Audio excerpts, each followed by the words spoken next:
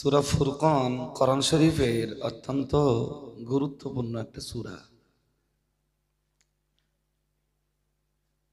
এই সূরাটার আলোচনা একদিনে তো শেষ করে ফেলা সম্ভব নয়।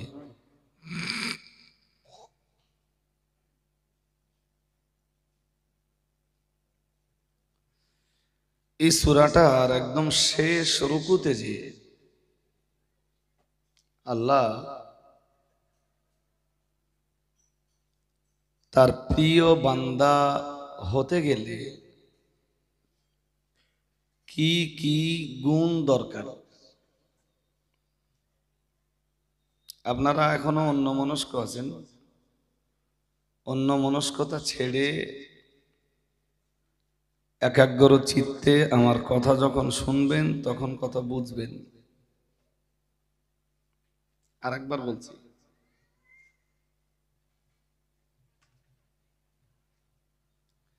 আল্লাহর বান্দা হতে গেলে কিছু গুণ জোগাড় করতে হবে।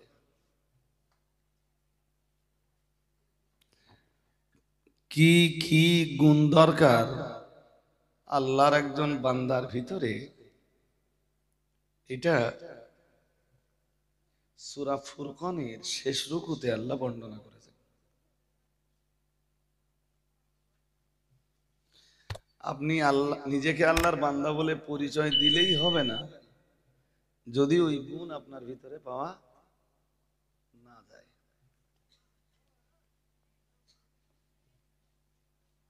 চলুন আমরা এর উপরে আজকে একটু আলোচনা শুনবো যে আল্লাহর বান্দা হতে গেলে আপনার কি কি লাগবে।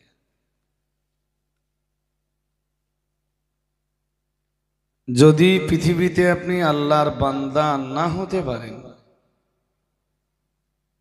এখনো মন আপনাদের স্থির হয়নি, তাই আমি অজ করে কি করবো? রাস্তার দিকে এখনো মন যাচ্ছে।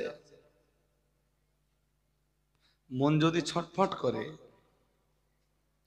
সেই শ্রোতাদের কাছে কথা বলে তাদেরকে বোঝানো যায় না।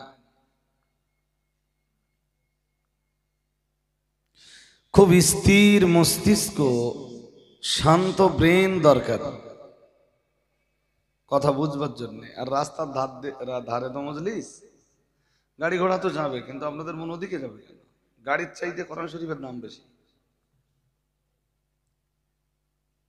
দাম কিসের বেশি, টোটো না কোরআন শরীফের? তো তো কোরআন শরীফ শুনতে শুনতে মন গাড়ির দিকে যাবে কেন? আর গাড়ি ঘোড়া তো সব রকম গাড়ি ঘোড়া দেখেছেন না দেখেননি? হ্যাঁ, হঠাৎ যদি এই রাস্তায় প্লেন চলে, তবুও প্লেনের চাইতে কোরআন শরীফের দাম বলুন অনেক বেশি। এই জন্য মন তো অন্যদিকে দিলে হবে না, আপনাকে হতে হবে আল্লাহর একজন বান্দা। আল্লাহর এই বান্দা হওয়ার জন্যে কি কি গুণ জোগাড় করতে হবে? একটু শুরু করুন আওয়াজটা।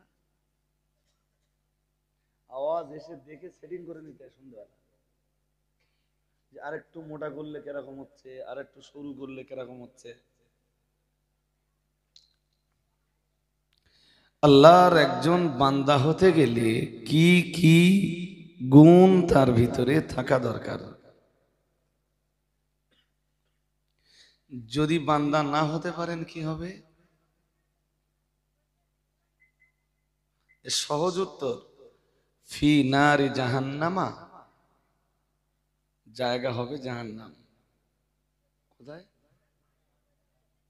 বলুন। জান্নাত পাবে শুধু আল্লাহর বান্দারাই।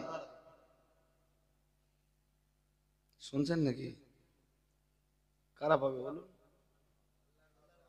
হ্যাঁ, বান্দা না হতে পারলে জান্নাত মিলেগা নেই ভাই।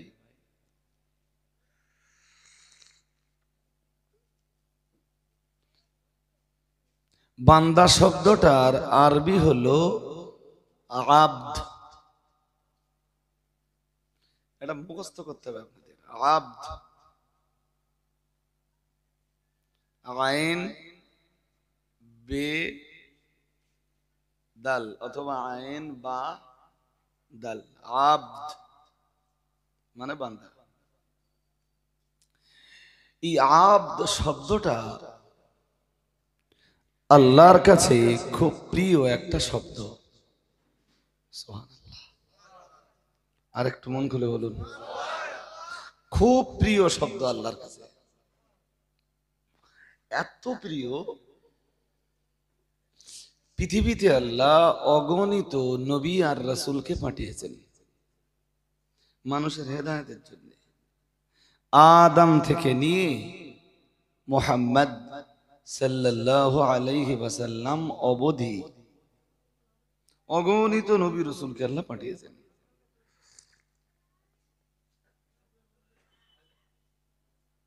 কিন্তু মুহাম্মদ সাল্লাল্লাহু আলাইহি ওয়াসাল্লাম হলেন तमाम নবীদিগের লিডার।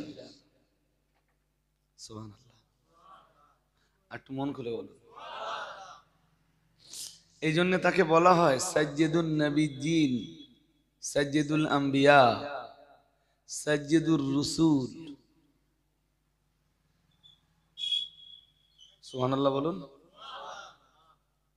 আরো বলা হয় আরেকটা শব্দ, যদিও শব্দটা আরবি বলে আপনারা বোঝার চেষ্টা করেন না, তাকে বলা হয় সাজ্জিদুল মুরসালিন।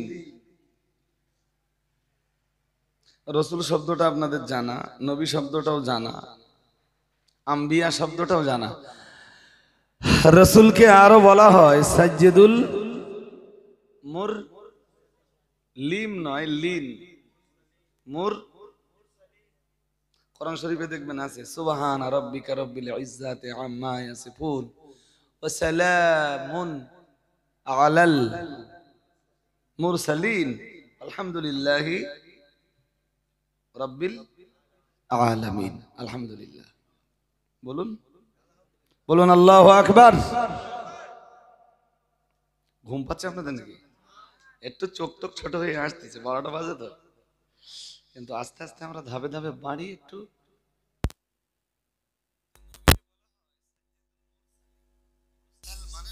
প্রেরিত, প্রেরিত আল্লাহ মানব জাতির হেদায়েতের জন্য প্রেরণ করেছেন কাদেরকে? নবীদেরকে। কাদেরকে? নবী কিংবা রাসূলদেরকে। আর এই যত নবী রাসূলদেরকে আল্লাহ পাঠিয়েছেন তাদের লিডার হলেন মুহাম্মদ সাল্লাল্লাহু আলাইহি ওয়াসাল্লাম।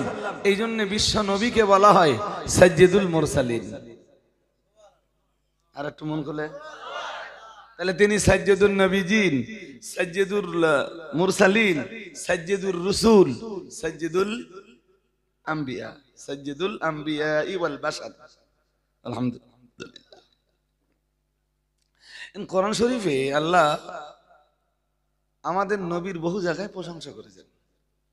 সবচেয়ে মজার কথা হলো আল্লাহ আমাদের রাসূলকে বহু আয়াতে রাসূল বলে বিশ্ববাসীর সঙ্গে পরিচয় করে দিয়েছেন। এই আওয়াজ করছে কে? হ্যাঁ তুই নিচে নাম, নিচে নিয়ে বস। এত মানুষ বসে রয়েছে নিচে, তুমি দেখতে পাচ্ছ না? তুমি সবার মাথায় উঠে বসে আছো। ওকে কথা বোঝে না নাকি?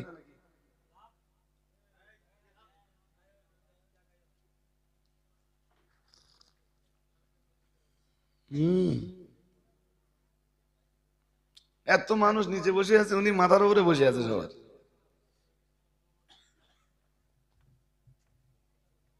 ছাড়ুন, সময় লস হবে। কি বলছিলাম?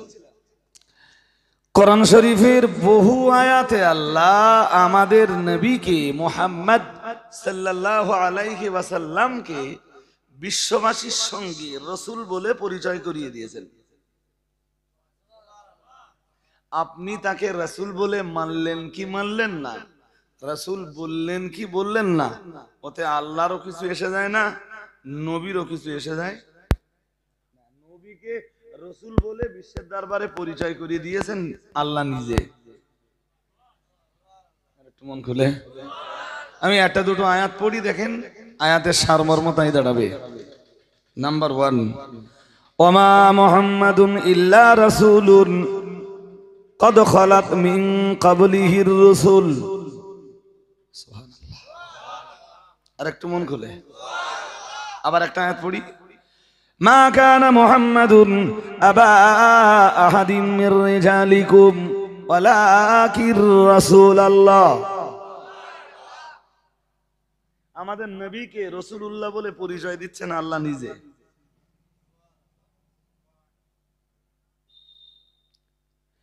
26 পারার একটি আয়াতে মহান আল্লাহ আরো জানিয়েছেন মুহাম্মাদুর রাসূলুল্লাহ। ঠিক কালেমার শেষ অংশে আমরা যেটা পড়ি ওটাও কোরআন শরীফে আছে, মুহাম্মাদুর সাল্লাল্লাহু। আরো আয়াত আছে, আমি কটা আয়াত পড়বো। কুল ইয়া আইয়ুহান নাস ইন্নী রাসূলুল্লাহি ইলাইকুম জামিআ। এই সব আয়াতে আল্লাহ তার নবীকে রাসূল বলে পরিচয় করে দিচ্ছেন বিশ্ববাসীর কাছে। সুবহানাল্লাহ বলুন। আর একটু মন খুলে। এবারে আপনাদের দুটো কাজ করাবো, আমার সাথে পড়ুন প্রথম কালেমাটা, সবাই পড়ুন, লা ইলাহা ইল্লাল্লাহু মুহাম্মাদুর রাসূলুল্লাহ। দ্বিতীয় কালেমাটা পড়ুন,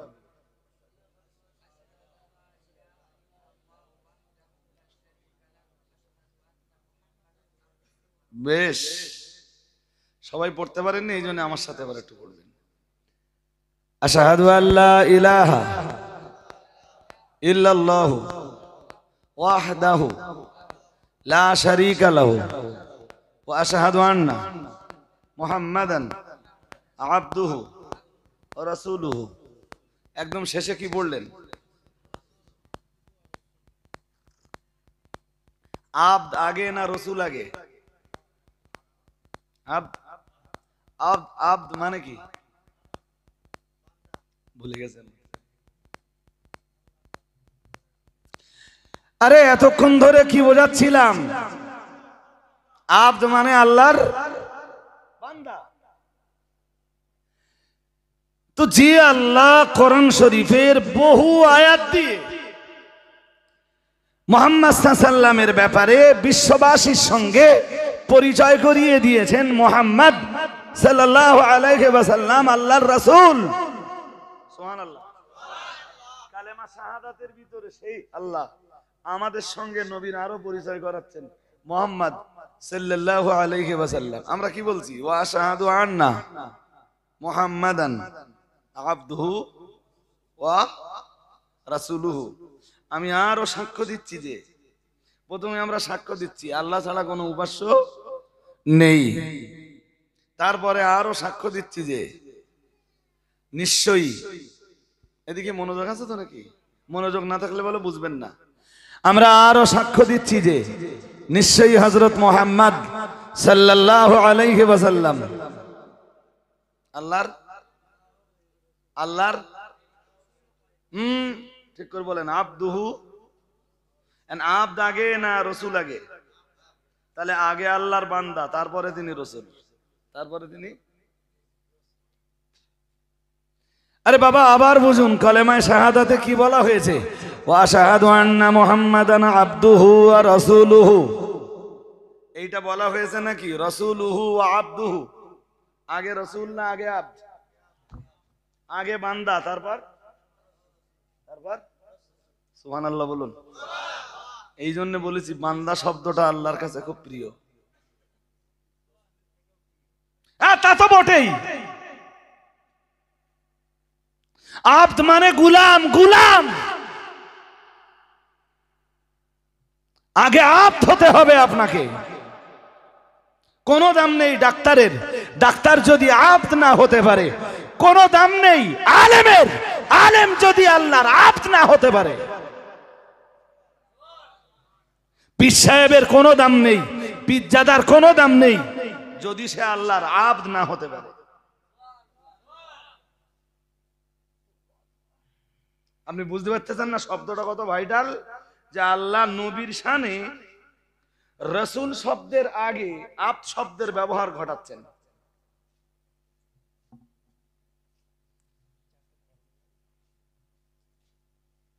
লাগবে না, না হলে চলে যাবে। আর চিনি বেশি দিচ্ছে, শরবত করে ফেলে, তা যদি শরবত করে তো হচ্ছে হুজুর আলী শরবত দেবো, কি বলেন? হ্যাঁ, কি আমার কথা কি বুঝতে অসুবিধা হচ্ছে? তাহলে এই গভীর রহস্য বুঝবার জন্য তো সময় লাগবে ভাই। দিলেও সমস্যা নেই, না দিলেও প্রবলেম নেই। কোরআন শরীফ খুলে নেবার, কোরআন শরীফের বহু আয়াত, যে আয়াতগুলো প্রমাণ করে মুহাম্মদ সাল্লাল্লাহু আলাইহি ওয়াসাল্লাম আল্লাহর বান্দা। সুবহানাল্লাহ বলুন। আর একটু মন খুলে, মুহাম্মদ সাল্লাল্লাহু আলাইহি ওয়াসাল্লাম কি আল্লাহর বান্দা? কোন করুন শরীফ।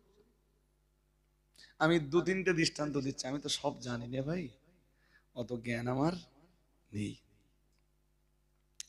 কোরআন শরীফের প্রথম পারা সূরা বাকারা 23 নম্বর আয়াতে মহান আল্লাহ জানিয়েছেন, ওয়া ইন কুনতুম ফী রাইবিম মিম্মা নাযালনা আলা আবদিনা ফাতু বিসূরাতিম মিন মিসলিহি ওয়াদউ শুহাদাআকুম মিন দুনিল্লাহ ইন কুনতুম সাদিকিন।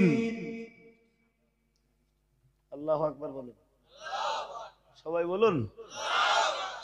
মহান আল্লাহ জানিয়েছেন, ওয়া ইন কুনতুম ফী রাইবিম মিম্মা নাযালনা আলা আবদিনা। মহান আল্লাহ বললেন, আমার বান্দা মুহাম্মদ সাল্লাল্লাহু আলাইহি ওয়াসাল্লামের উপর, আমার বান্দার উপরে যে কিতাব আমি নাযিল করেছি, এই কিতাবে যদি তোমাদের কোনো সন্দেহ হয়। আল্লাহ কিতাব নাযিল করেছেন কার উপরে? কোন বান্দা?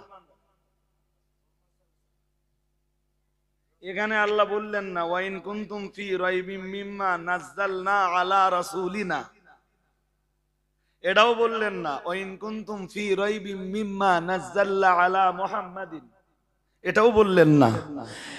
এটাও বললেন না ওয়া ইন কুনতুম ফী রাইবিম মিম্মা নাযালনা আলা নাবিয়িনা, নবী শব্দ নিলেন না, রাসূল শব্দ নিলেন না, মুহাম্মদ শব্দ ব্যবহার করলেন না, বললেন আমার বান্দার উপরে আমি যেই কিতাব নাযিল করেছি।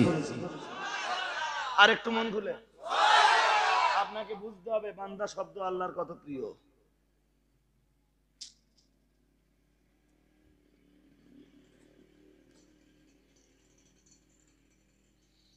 বুঝতে অসুবিধা হচ্ছে নাকি?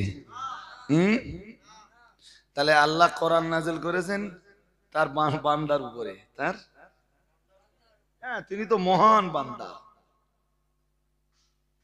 তার চাইতে ভালো বান্দা পৃথিবীতে আর কেউ? সুবহানাল্লাহ। আর একটু মন খুলে, ওটা তো একটা আয়াত। এইটা যে মাস চলতেছে, এই মাসে নবী মেরাজে গিয়েছিলেন। কোথায়? এই মাসের 27 তারিখে, এই আরবি মাসের 27 তারিখে 26 তারিখ দিবাগত রাত রাসূলুল্লাহ গেলেন মেরাজে। সুবহানাল্লাহ। আল্লাহর সঙ্গে দিদার হলো, কথাবার্তা হলো, জান্নাত দেখলেন, জাহান্নাম দেখলেন। এরপরে উম্মতের জন্য 50 থেকে 5 ওয়াক্ত নামাজ নিয়ে পৃথিবীতে এলেন। এই নবীর মেরাজে যাবার ঘটনাটা কোরআন শরীফের 15 পারা সূরা বানী ইসরাঈলের একদম প্রথম আয়াতে আল্লাহ বলতেছেন কি সুন্দর করে, সুবহানাল্লাযী আসরা বিআবদিহি লাইলাম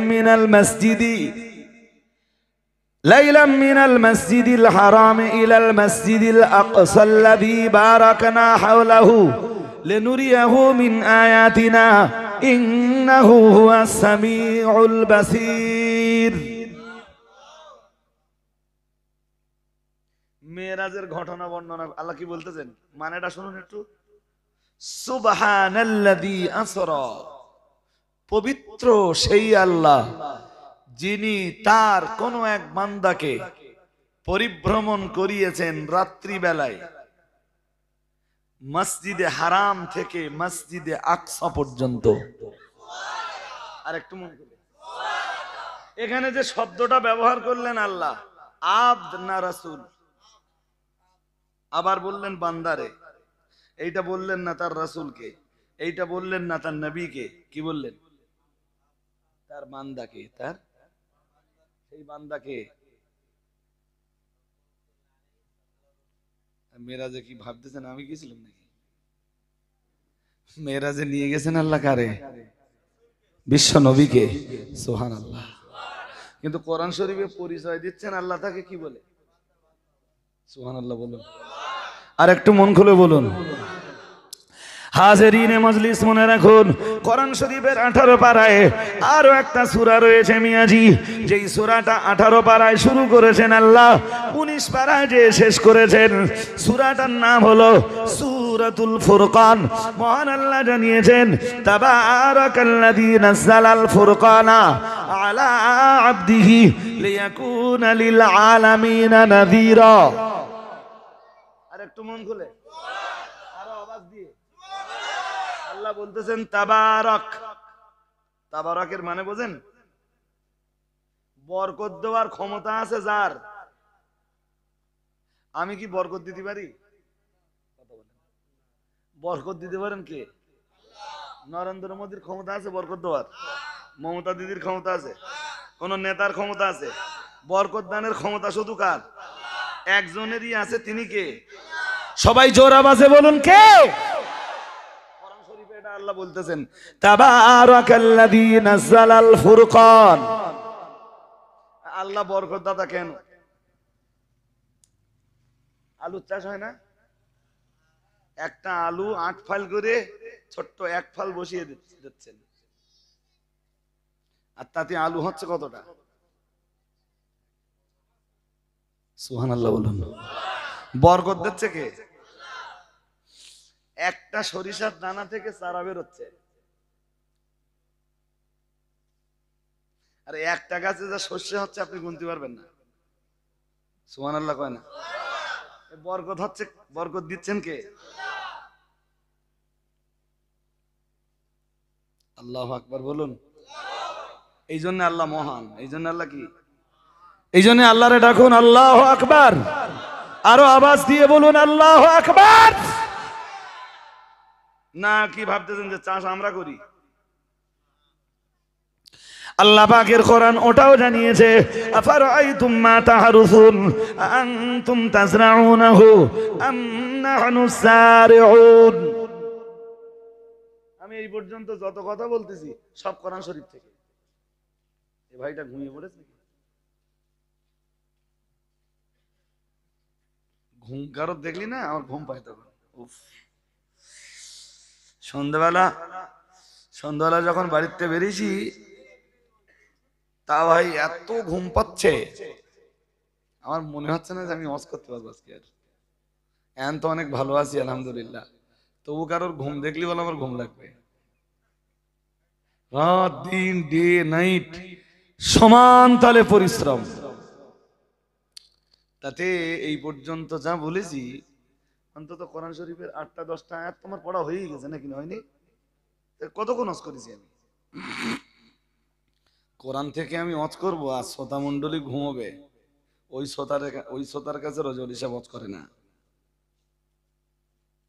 8 ঘন্টা ওয়াজ করবো, শ্রোতা চাঙ্গা থাকবে, যা দেবো শ্রোতা বুঝতে পারবে।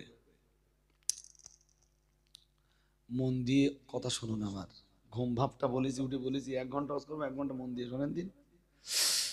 জি বলতেছিলাম আল্লাহ বরকত নয়, আল্লাহ বরকত দানকারী। এই জন্য কোরআন শরীফের বহু আয়াতে শুরুতে আল্লাহ দিয়েছেন তাবারাক শব্দ। তাবারাকাল্লাযী জাআলা ফিস সামাই বুরুজা ওয়া জাআলা ফিহা সিরাজা ওয়া কমারাম মুনীরা। একটু মন খুলে বলেন। কোথাও আল্লাহ জানিয়েছেন তাবারাকাল্লাযী বিয়াদিহিল মুলক ওয়া হুয়া আলা কুল্লি শাইইন কাদির। কোথাও আল্লাহ শব্দ দিয়েছেন ফাতাবারাকাল্লাহু আহসান